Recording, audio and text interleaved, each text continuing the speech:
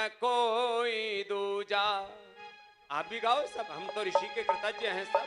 ऋषि दयानंद न होते तो आज भारत की बहुत दुर्दशा होती, जात पात भेदभाव ऊंच नीच, इसी में हम आपस में लड़ मर गए होते।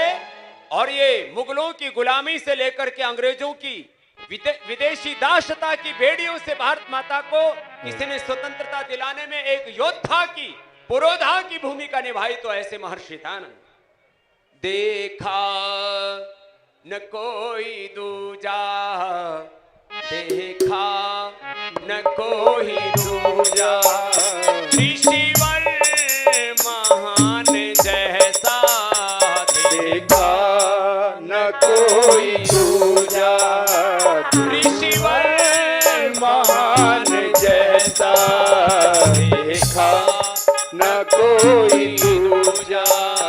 एक और सारी दुनिया, एक और वो अकेला, एक और सारी दुनिया, एक और वो अकेला। कुछ साथ में नहीं था, चेली न कोई चेला, कुछ साथ में नहीं था, चेली न कोई चेला। दुनिया के हर सितम को, दुनिया के हर सितम को मर्दानगी से से झेला। हरदम रहा अड़ावो, हरदम रहा अड़ावो, सुदृढ़ चट्टान जैसा, देखा न कोई दूजा, ऋषिवर महान जैसा, देखा न कोई दूजा। देखा किसी का दुख तो ऋषिवर की आंख रोई, देखा किसी का दुख तो ऋषिवर की आंख रोई। जग के लिए ऋषि ने रातों की नींद खोई, जग के लिए ऋषि ने रातों की नींद खोई। देखे अनेक त्यागी, देखे अनेक त्यागी, ऋषि राज सान कोई,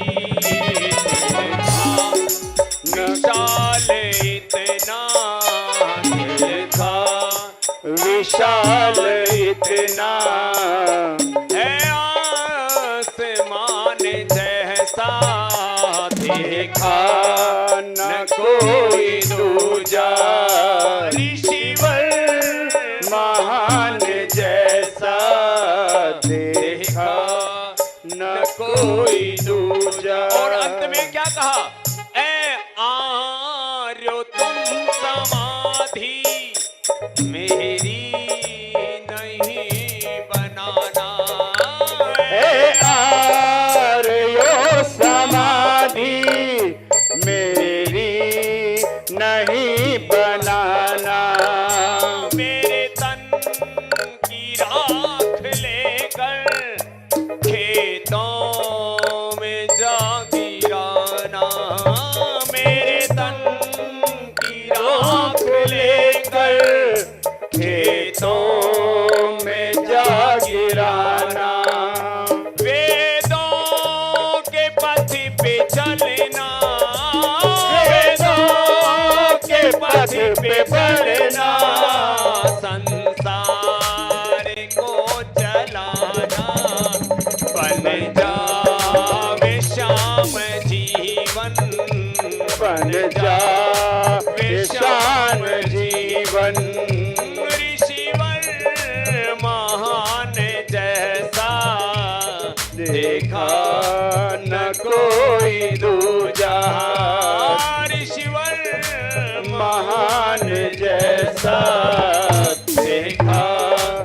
न कोई दूजा, देखा न कोई दूजा, देखा न कोई दूजा।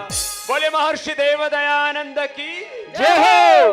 तो ऐसे महर्षि दयानंद के हम अनुगामी हैं और आज महर्षि दयानंद की ही अनुकंपा कृपा है कि हम छोटे से गांव में धूल भरी गलियों में प्राइमरी स्कूल में गवर्नमेंट के में पढ़े 5वीं कक्षा तक 1 रुपए खर्चा नहीं आया।